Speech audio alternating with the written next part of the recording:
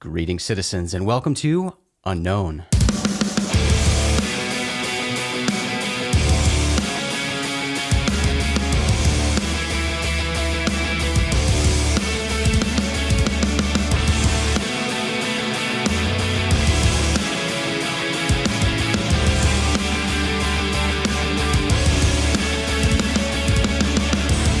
I'm Jason McClellan. I'm here with Maureen Elsberry and Shane Hurd, and we are grateful to you for hanging out with us today. And we're also very grateful to have our dear friend and fellow podcaster and rogue planeteer, Ryan Sprague, joining us on the show today. Hey, Ryan, thanks for being here. Thanks for having me, guys. It's been a while since the four of us have all been on together, so I'm super stoked to be doing this. Well, I'm super excited, too, to have our team here today. Well, Ryan co-starred on a television special that just aired on the CW titled Roswell, Mysteries Decoded. We'll definitely talk about that in a bit. But first, let's talk about history's new dramatic series, Project Blue Book. Project Blue Book premiered on Tuesday, January 8th. According to entertainment news company Media Entertainment Arts Worldwide, the premiere received 2.1 million total viewers, making it the network's, quote, most watched scripted series premiere since the March 2013 premiere of the hit series Vikings. So the number of viewers also reportedly makes the premiere of Project Blue Book the number one new scripted series on cable for the season across all key demographics. So this show so far has been a huge success. Now, I know that all of us here have seen the premiere episode, and I'd love to hear what you guys thought of it. And for listeners, our conversation right now will likely contain spoilers. Fair warning. All right. So I'm going to start with you, Shane. What did you think of the first episode of Project Blue Book? I thought it was great. It's exactly what I expected from the premiere. We saw just the high quality production. The writing was great. The actors were really good. I just thought they handled it, in a very good way. It though fictional and based on, the real life events. I thought they did a good job keeping the integrity of the case, but obviously adding some, artistic flair to it and, moving the story along and kind of giving that, I think what this whole program will be about is a slight X-Files edge to it. Yeah, I like that. I like that thought. Ryan, what did you think? Loved it. Absolutely loved it. I rewatched it again this morning just for this interview because I love the case that they first started out with in the show, which I'm sure we'll get to. But yeah, in terms of that, Shane, authenticity, yeah, we have to remember it's a drama. So I went in, even the first time initially watching it, knowing that we were not going to get a documentary of every case in Blue Book. So I thought it was slick, stylistic. I love that time period. I love the UFO cases that came out of that time period. And to see J. Allen Hynek on a screen gave me chills when he first showed up. So I'm a huge fan. I'm looking forward to this time period X-Files, as many have put it, and can't wait. Dark Skies, that's another one it reminded me of. Oh, cool. Yeah, no, that's a cool one to throw in. Yeah. What about you, Maureen? What do you think? Okay, I'm gonna preface it by saying, since I had purchased it on Amazon, I had to wait till after midnight to watch it. So I was tired. Therefore, I need to go back and rewatch it. But I liked it. I'm excited for the next episodes. I think I hyped myself up just slightly a little too much. But I really liked it, and I agree with all your production values and slickness, and can't add much to that. So I'm really looking forward to where the season goes. I know next week they're doing the Flatwoods Monster, which I'm super psyched on. Yeah. So yeah, I'm excited about the fact that they're basing them off of real cases, but then, fictionalizing them, because that, for us UFO researchers, that's something super exciting because we know what the real cases are and how they have affected history and how they are perceived today. And I think this is going to drive a lot of people to start researching these old cases as well, that, the general public that have no idea what the Flatwoods Monster is, and so I'm excited. I'm looking forward to the rest of the season. But yeah, like I said, I need to watch it again. Nerd alert, right? There's so much of that for us UFO geeks, because this show is packed with so many Easter eggs and just sort of nods to the UFO research community. So it's so fun watching it from that perspective and seeing people we know or people that we know certain characters are based on or things they're bringing up. We're all, oh yeah, they're talking about that. That's so cool. There's so many of those moments in this show. So it's fun to watch from that standpoint. Well, the first episode of the series is titled The Fuller Dogfight, and that is precisely what the main characters, Captain Michael Quinn and Dr. J. Allen Hynek, investigate, as not only the first case the audience gets to see, but also Hynek's first case as well that we get to see in the show. So, as the title implies, the case involves a military pilot, Lieutenant Henry Fuller, who finds himself in a dogfight with a UFO. Now, although Lieutenant Henry Fuller is a creation for the show, this case, as with much of what you see presented in the show, is based on something real. So, Shane, if you would, just briefly kind of walk us through what the real case is behind this Fuller dogfight that we see in the first episode of Project Blue Book. Oh, yeah, sure will. It is an interesting case. In fact, it's one of the cases that Ed Ruppelt in his book, the Report on the UFOs, talked about being one of the classic cases. And of course, I think anytime that you have evidence or a case related to the military, that heightens the authenticity of it. And they certainly took it serious when it happened and was reported. And, again, it occurred in 1948. Again, this period of time where just all of these UFO events were occurring really had the nation's attention. It had the military's attention. So it's a great case that they utilized for the first one for the show. But the actual pilot's name was Gorman as opposed to Fuller. But it's the way they related the case is follows it along pretty well. There was a group of Air National Guard pilots on a training mission. They were near Fargo, North Dakota. One of them dropped back, this Gorman, to get a little extra flight time in at night flying since it was clear. And then this is when he began to have his experience. Ended up being a 27-minute encounter where basically he chased it chased him. Unlike the television program, there he wasn't, shooting live fire at it per se, but most of the event is pretty well accounted for. And in fact, what's really interesting, I think, about this case is that at that moment, there were also several other witnesses. There was a Piper Cub that was piloted by a man and had a passenger that was there, saw these events as they unfolded. There was the ground control people. They also were seeing this object through binoculars and so forth. So the event, there's no doubt about it. It really occurred. And Gorman was, engaged. He was upset by it. But in the end, he landed and then, made his report, and that investigation began. Yeah, it's a really exciting case. And, I think some people might be a little concerned about the series Project Blue Book, worrying that they might have come out of the gate with their most amazing case, and it can only go down from here. And I don't think that's going to happen. Don't worry. They know what they're doing. They wanted it to start with a bang for sure, but they've got a lot of exciting stuff in store as the season progresses. But super exciting case. I love it. And it was certainly fun to see it on the screen and see J. Allen Hynek investigating this. And I just thought it was fun. And I do, again, have to commend History for what they are doing with this series. I mean, you can go right now to History's website and read about the Gorman case.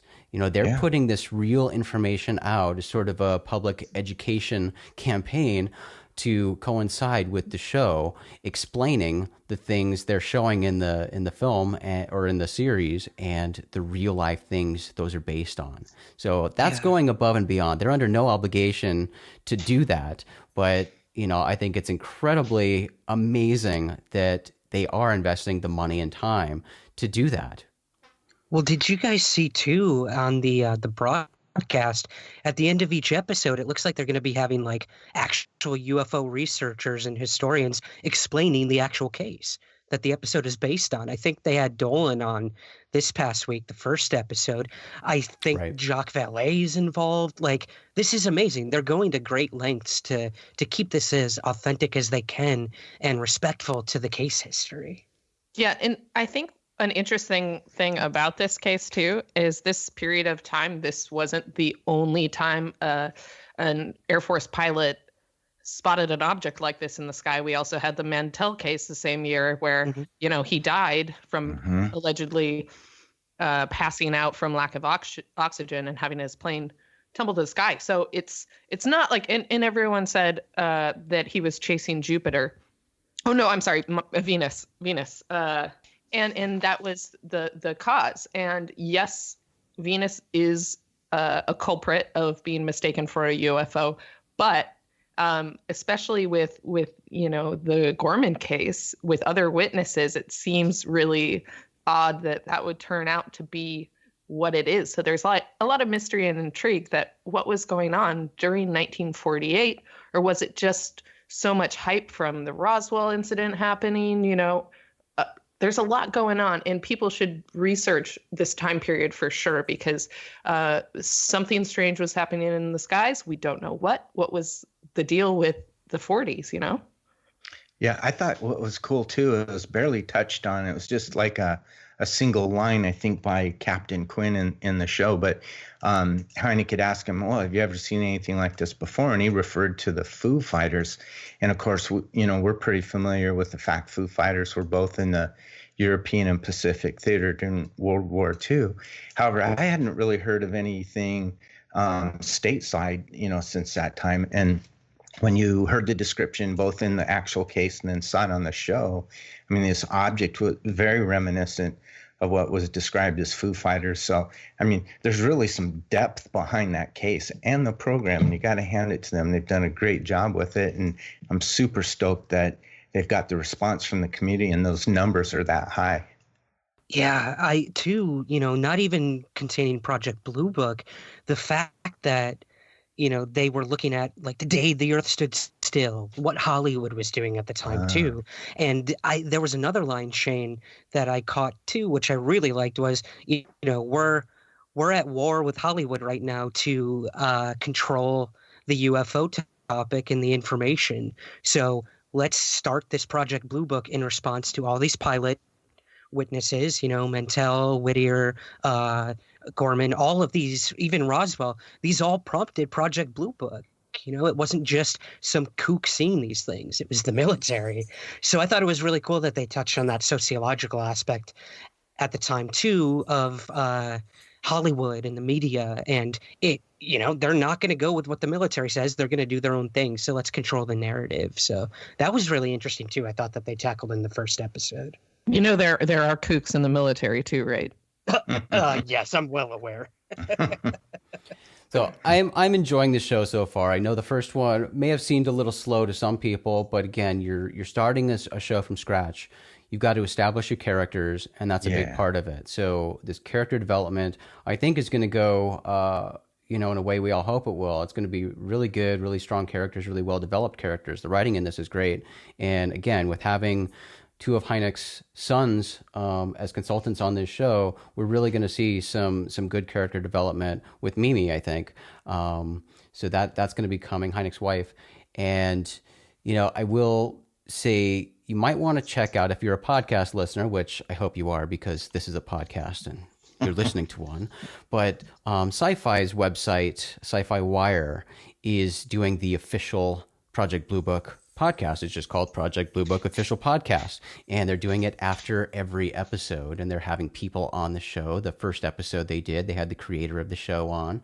And they're going to have some of the actors on. And they're talking about the reasoning behind the decisions they've made with the show. They talk about the cases they're covering on the show. They talk about just the process of making this series come to life. And they do answer a lot of the questions that I know many of the people in the UFO research community have. And it just provides incredible insight into the people making this show and why they're doing what they're doing. I think for a lot of the naysayers out there are people who aren't wanting to give this show a chance because it's not a documentary or it's not portraying Project Blue Book 100% accurately. Maybe give these guys a chance and listen to some of the reasoning they've done what they've done and look at this for all of the positives that can come out of this and take a chill pill and enjoy a fictional show. Sorry. Yep. Or just simply don't. Or don't. You don't have to, and nobody says you do. So chill out, dudes. All right. Well, let's shift gears now away from Project Blue Book and talk about another piece of UFO history that's getting a bit of a revival on TV, and that's the Roswell UFO incident of 1947. So the CW network aired a special titled Roswell Mysteries Decoded on Thursday, January 10th. And it starred you, Mr. Ryan Sprague. So let's talk about this show. So first, give us a brief overview of the premise of this show. Yeah, so I mean, this is a brand new investigation of Roswell. And, you know, we have pulled the stake out of Dracula yet again, guys, brought it back into the forefront. And, you know, a lot of people were hesitant about that. It's Roswell. We've heard it a million times. But the big thing we're stressing is this is a brand new network that has never explored Roswell before. For a younger generation, the demographic is very young for the CW network. So they wanted to give it a chance. They've got a new drama fiction series, just like Project Blue Book, coming out on their station, Roswell, New Mexico. So they wanted to kind of do what these guys did and tell the real story behind Roswell, get people excited, get them hyped, but also get them informed about what actually happened before they take their drama series into, you know, endless stories that didn't actually happen and were imagined by writers in a writer's room. So they hired us to go out and investigate Roswell and see what we could find. And we found some pretty interesting stuff. I can't lie. It was more than I expected. Even going into the project, I'm like, what could we possibly do in Roswell that hasn't been done before? But we brought forth some evidence. We talked to people. We had some revelations, and it was a fun ride for sure. Now, I know we hear a lot of people kind of poo-pooing Roswell within the UFO community, saying that here we are talking about this super old case from 1947.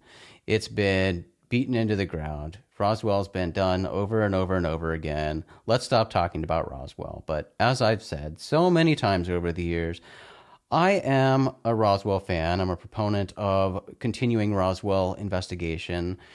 We talk about this a lot, guys, and that's just the idea of the importance of Roswell, not only in UFO history, but, you know, continuing to keep it in the forefront, keeping it in the minds of existing UFO researchers and new UFO researchers, people getting into this field. It's certainly a case that people should be aware of and should form their own opinions about. There's so much mixed information out there, but there's still, in my opinion, work that can be done. So I was so excited to see a new investigation going out there, Ryan. And you expressed this in the show, but I gotta ask you now that I've got you in person. Describe the feeling of actually going out to the crash site, because I know that's something that we've done. Shane, I didn't get to drag you out there, I don't think, but I know Maureen next time, yeah. But Maureen and Ryan and I have all been out there. So Ryan, describe the feeling of being out at the Roswell crash site. Yeah, so something that didn't make it into the actual show, unfortunately, was, I'm sure you guys have come across this too. There's like this big memorial or placard out in the desert, you know, stating like this is where the crash happened in 1947, and, you know, something unearthly landed here or crash landed. And a lot of people think that's where it happened, and they see it and they leave, when in reality the actual crash site is like 50, 60 miles away from that. So first of all, like, I went into it not knowing any of that, and that was really exciting for me to know that beyond that point there was about 60 miles of endless desert to go to, and of course that's where something would crash or try to land, as we talk about in the special as well.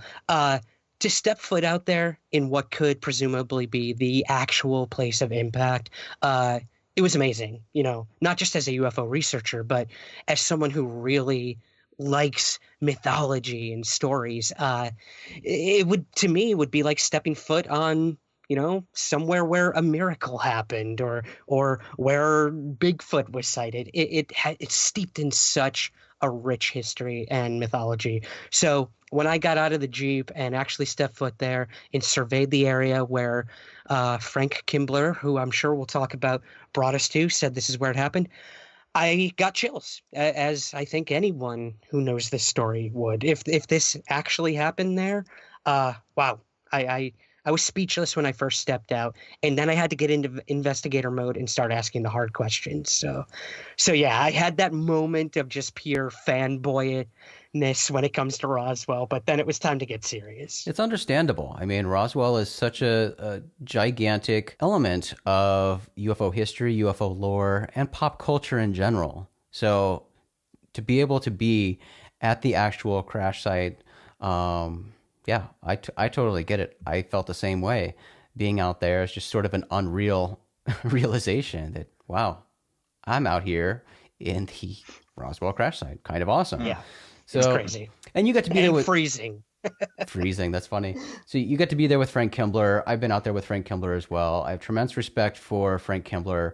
And, it was fun seeing him on the old TV. I guess I'd love to hear from your perspective what it was like seeing Frank in his element. You not only got to see him out in the debris field with his metal detector, but you also got to see him sort of in his teacher mode there at the Military Institute in Roswell. So what was it like being around Frank, the professional? Yeah, so I mean, we had just gotten off the plane in Roswell and started to make our way to the actual city of Roswell. So Jennifer, my investigative partner, and I, we were exhausted. But, our production crew said, oh, we got to meet with Frank tonight at his, where he's most comfortable, in the classroom where he teaches at the New Mexico Military Institute. And he wants to show you guys some stuff. So I didn't really know what we were going to be seeing that night, but I can tell you right now, we were both so tired. And but the minute we got there, I shook hands with Frank, and he showed us this really cool augmented reality thing that he used to triangulate and figure out the weather conditions during the Roswell UFO crash and where water runoff would have put wreckage and all this. I immediately woke up. It was like I had 10 cups of coffee and I was ready to go. So again, being in his classroom, hearing him start to talk about this, that's when I really started to be like, oh my God, here we go. It's like full speed. So it was exciting. It was exciting to finally talk to him about this and to see how he figured out where the crash site was. And it was an incredible journey from there. And I loved hearing him say what he said so many times before, and what I commend him on every time he says it, when he and I have conversations. But he said, look, I want this to be from a flying saucer for sure, but if it's not, if it's somebody's tin can, I want to know that too, and I'll accept it. Absolutely. And that's kind of what my partner expected when we first got out there. She thought we'd go to this crash site that Frank found the metals at, and we'd find trash. We'd find, beer cans, whatnot. But as you guys can attest as well, when you go out to this actual crash site, it's 100 miles from anything. Any sort of town, city, or life. When you get out there, I didn't see a single bug, a bird, nothing. There's nothing out there. There's no reason for those metals to have been out there. So I agree with Frank. Why would they find these things out there if something didn't happen? And what also didn't make it into the show is that Frank also found other things out there. Military buttons from army fatigues, right, dated back to the 40s. So right there, that's compelling in itself. It's not just the metals that he's found out there. It's other things that could corroborate that at least the military was out at this site. Right. Right. I was going to bring up that button because it's extremely interesting. And yeah, for the general public, obviously Roswell does not publish their actual crash location because that would be a disaster. It's basically treated like an archaeological site, and I know that every researcher that I know has been out there has treated the area with respect. It was kind of interesting because when Jason and I were out there, it was pretty soon after the Sci-Fi Channel did an investigation. So there was still some of their markers lying around, unfortunately, but you could see where they were digging and trying to find materials.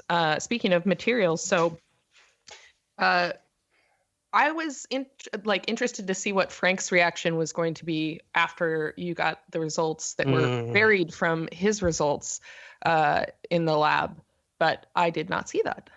Yes, he did not see that, and I can tell you that we did do that. The minute a lot of people were wondering too if I knew what the results were going to be. No, they didn't want me knowing. They wanted my initial reaction when we got those results from the metals lab. And for those who don't know, Frank has had materials tested before, these specific materials at a lab in Canada, and it came back with high trace elements of molybdenum, this element that should not have been in that metal. There was no reason for it to be, and that is an unusually high amount if it were to be. So we were excited when we learned about that, but we wanted to get them tested as well. So we brought them to an aerospace lab, metals testing lab in Los Angeles, and put them through rigorous testing, and we got the results. And those results were not what we had hoped for, not what we expected, but that is the reality part of this television thing, is it wasn't what we expected, and it wasn't what a lot of people probably hoped for, alien materials, So did you guys consider having I know that there was leftover organic material on 3 of the 6 samples. Did you consider taking that organic material to another lab to analyze? Really good question. Yes. So, I mean, these organic materials found on the other 3, obviously a metals lab can't test that. The thing with that is it could be anything, and we know that as well. It could have been trace elements of dirt, a plant, soil, anything, rain, water, anything. We were at a metals lab. That's all the budget we had for this certain TV special to do. So at the end of the special, we even say there's more tests to be done. So yeah, Maureen, we're taking those 3 other materials to get tested somewhere else, and to work with Frank on that as well. We did film Frank's response. I will say we did do that. The moment we found out, I called in, we put him on speakerphone. We had our 2 metallurgists explain what they found to Frank, and they had a really good conversation about what to do with this, where to go, and what questions still need to be asked. Unfortunately, because of time constraints, they chose to edit that out. I was a little bummed, but again, that's the way television works. They want it to be as clear and concise for an audience who may not know any of this, the baggage that comes with it, the science behind it.